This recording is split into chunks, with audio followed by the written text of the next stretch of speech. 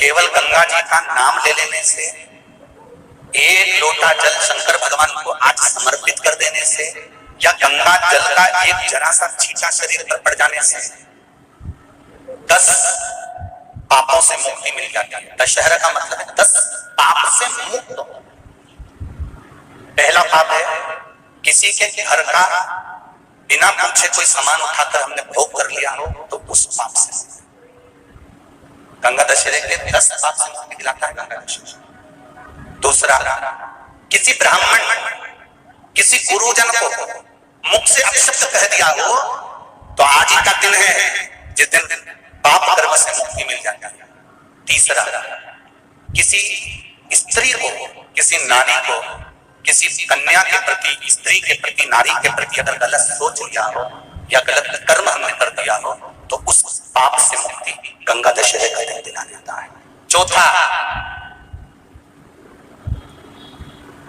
रजो धर्म धारण करने वाली नारी, रजस्वला स्त्री के हाथ का बना हुआ अगर हमने भोजन ग्रहण कर लिया है, तो आज गंगा दशहरे का दिन ही ऐसा रहता है जिस दिन उस पाप से हमें मुक्ति मिलती है। पांचवा, किसी के यहाँ सूतक जानते हो या सावड़। सूतक का मतलब होता है किसी के यहाँ कोई मर गया और उसके यहाँ का तुमने भोजन या पानी ग्रहण कर लिया। सावड़ का मतलब होता है किसी के यहाँ बच्चा हुआ, तुम्हें मालूम नहीं था, उसके घर का 8 दिन का 10 दिन का तुमने भोजन या पानी ग्रहण कर लिया। सूतक या सावड़ का भोजन या अन्न पानी ग्रहण कर ले, तो 5वें नंबर का गंगा दशहरे का वर्णन करता है कि 5वां पाप, इस पाप से भी लोगों को मुक्ति मिल जाती है।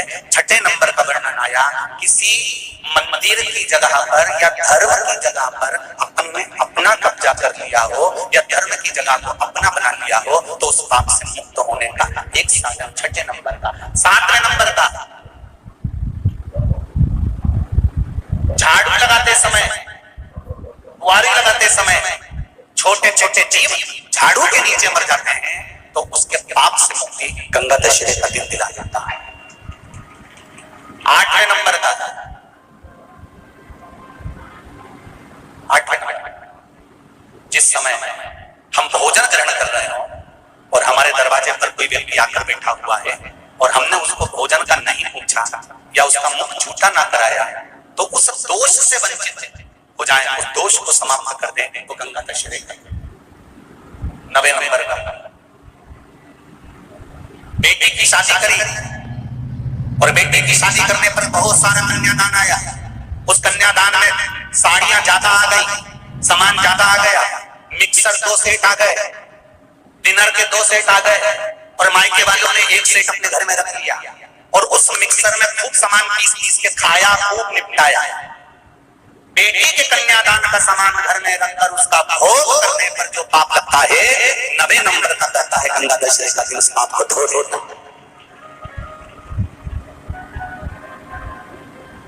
10वें नंबर का हमारा, यदि किसी तीर्थ में जाकर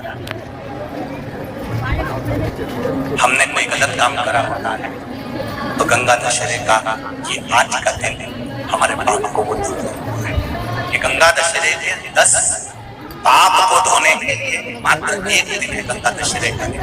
आज के दिन जो शिव जी को जल चढ़ाता है, शंकर भगवान कहते हैं भले उसने उसमें गंगा जल डाला नहीं डाला, पर मेरे ऊपर जब जल चढ़ाता है, शिव जी कह देते हैं आज के चढ़े हुए जल को मैं गंगा जल बना देता हूँ। आज गंगा दशहरे का खूब भजन करो।